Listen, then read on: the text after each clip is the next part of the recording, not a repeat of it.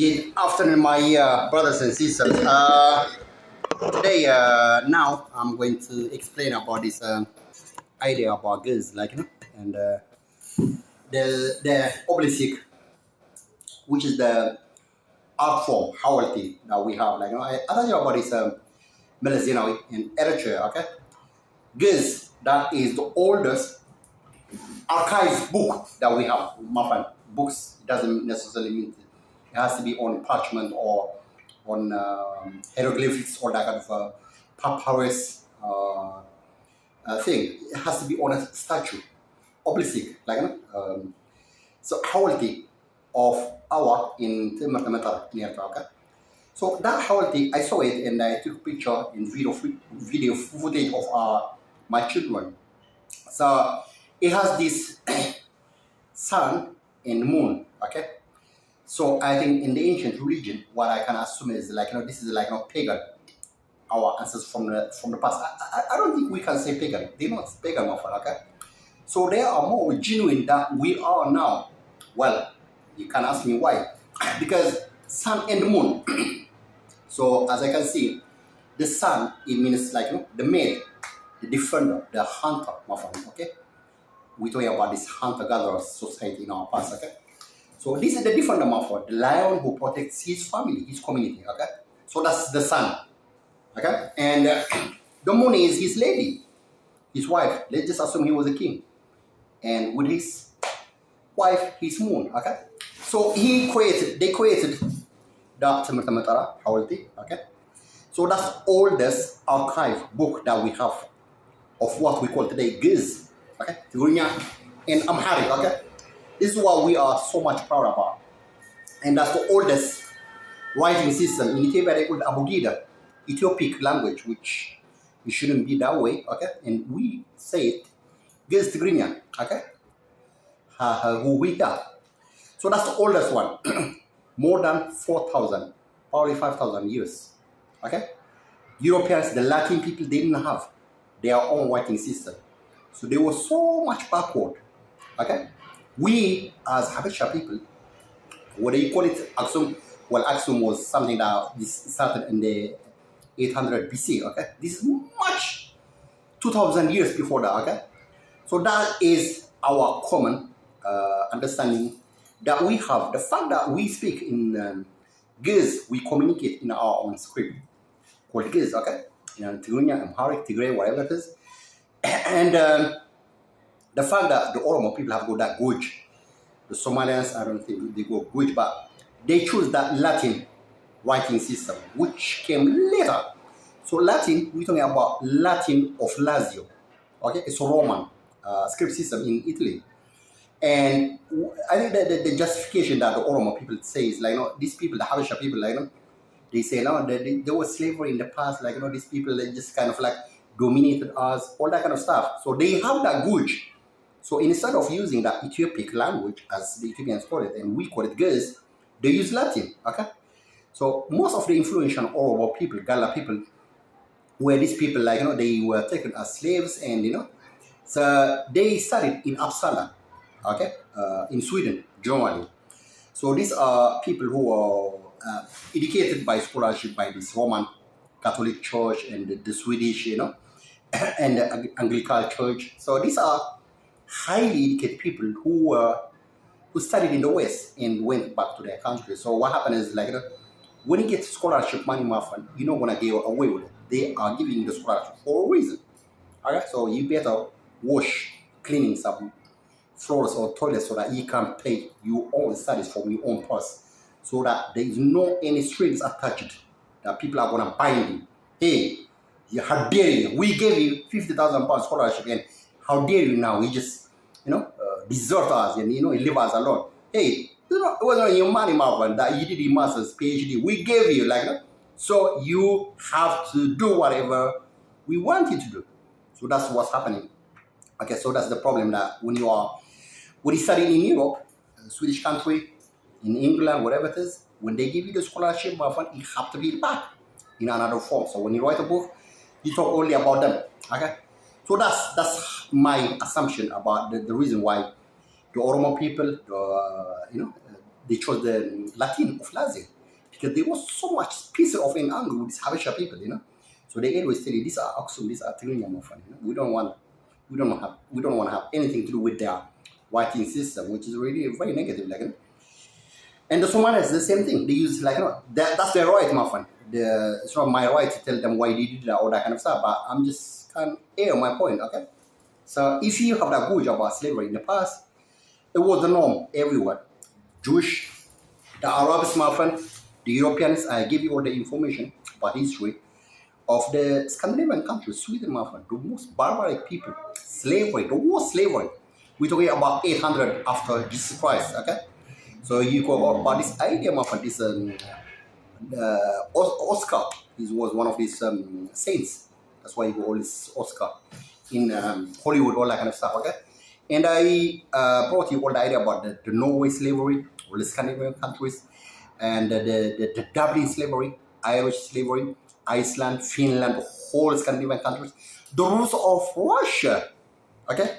And the Eastern European slavery and dual slavery. There was not any son that I didn't turn to show that slavery exists in Europe worse than what we had in our areas, okay? So it's not a justification for you to choose that Latin is good one, so we better use it against these Habesha people called Giz, which I think is really sad. I think it's got benefits as well. It's got positive things, but the fact that we were able to speak in Amharic, okay? Now I can understand people what they're saying, like Haile Mariam. Haile Mariam, the former Ethiopian minister, he's prime minister. He's from the southern part of Ethiopia. They got their own pagan belief, their language, local language. The fact that they were able to understand Amharic. Now I'm from too far in Eritrea. We can communicate, isn't it? We have the same common ground. A lot of understanding. We can debate, isn't it? Our future life, Africa, East Africa, Ethiopia, Eritrea, the whole world, isn't it?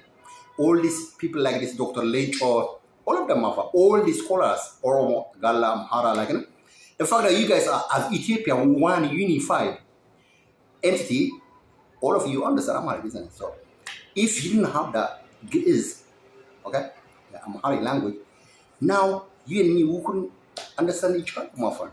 So we could have been lost forever. So it's a positive thing. And I think so let's just go back. Let me go back to my idea of Giz, okay?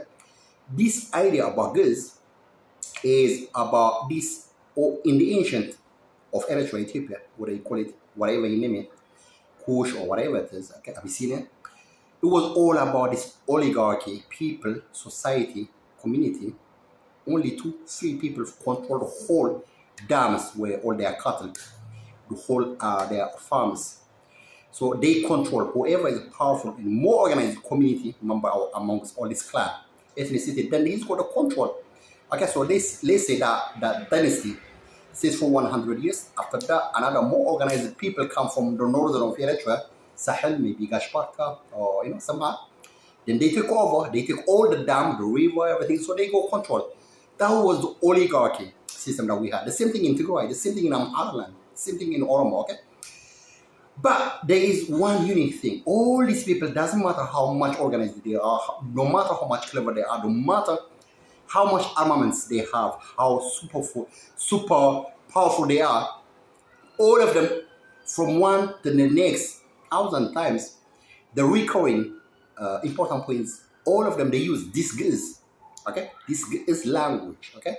The former master, okay, becomes slave, and that person uses that language called Tigray, okay? So all the people that speak Tigray in Sahel, Gashparka, Samhar, the whole of Eritrea, they use that language, okay? More organized people came from the Tigrinya and from whatever, just even talk like this from Amhara area from somewhere, okay? So when they come there, okay, they get on the top of the former surface or the former, which is more loose organized people, they become more upper hands, organized, more powerful people, okay? Oligarchy system.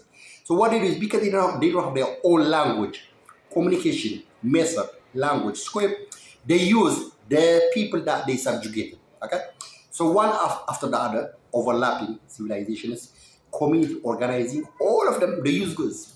Okay, so this Giz has been going on for 5,000, 4,000 years. Okay, it's a unique writing system. It's our own invention. So all our people, there is no doubt that all our DNA, what they call it, Oromo, Tigrinya, Tigray, Tigray of Eritrea, all of us, we got the same DNA. Okay? It doesn't change. Our fundamental DNA gene is the same. The problem, the only difference we go is how do we organize each other, our communities, okay? So the more organized, the more fetus in terms of change management. Organized takes over the government and he or she creates this oligarchy system. Only few people, minority control the whole resources of the country, the people, okay? So if they win the war, if they win the war after fighting, so they take over all the losers, wives, the children, everything, So they create another dynasty. Okay, so it was, you can say it was slavery, my friend. Their own people, they make their own people slaves. So all these grudges about these Oromo people, Gala people having that, oh man, these people, like, there was a lot of slavery, and we're not going to use Tigrinya, Amharic, or this language. We better use this Lazio of Italy, all that kind of stuff. That argument is really shaky.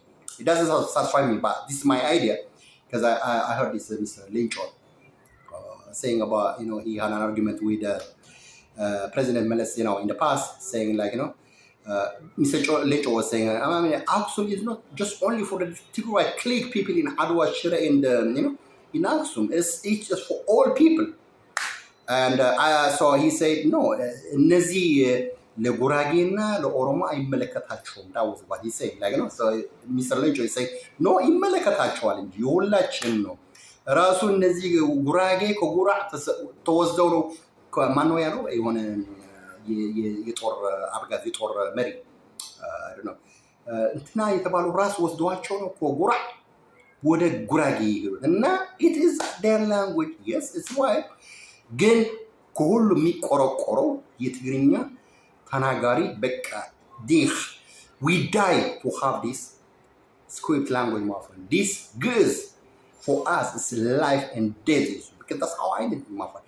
It's embedded in all our philosophy, our way of thinking, our, that when we identify ourselves, we identify with it, okay? So the same like these people, Lazio people, the English people, okay, the Greek people, they talk too much about their literature, their Attic, their way of writing, everything, my friend. That's the identity, my friend. You go from one university to the next, they just talk too much about it. That's the identity, my friend. And the first vanguard, all this idea about this Giz, Tigrinya, or Amharic, like the writing system of Bugida, okay, Fidel is the Tigrinya people, my friend, okay? Whether you call it Aksum, or whether you call it Tigray, whether you call it Eritrea, it's us. We always defend it, my friend, okay? So to some extent, he's got a point, but he's not denying these people are like, Aksum people. Well, when we talk about Aksum, my friend, it was vast area that goes all the way to Yemen, Saudi Arabia, okay? Whole thing. Okay, so these people, of course, my friend, they are Aksumites, okay? Whether they like it or not, that was the norm there. Even if they are from the highest clique of power, structure, management, or from the bottom, like service, these are people Aksumites, my friend.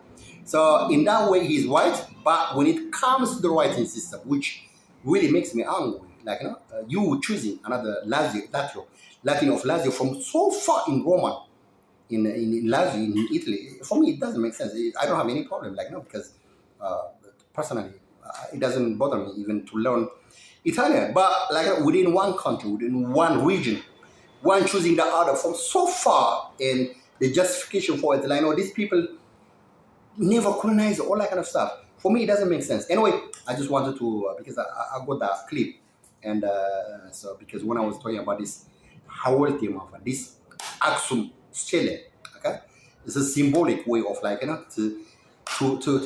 this abstract form, symbolism, symbolism, like those people that you see, sculpture. London is full of sculpture. Oh, that's General. Oh, that Plato.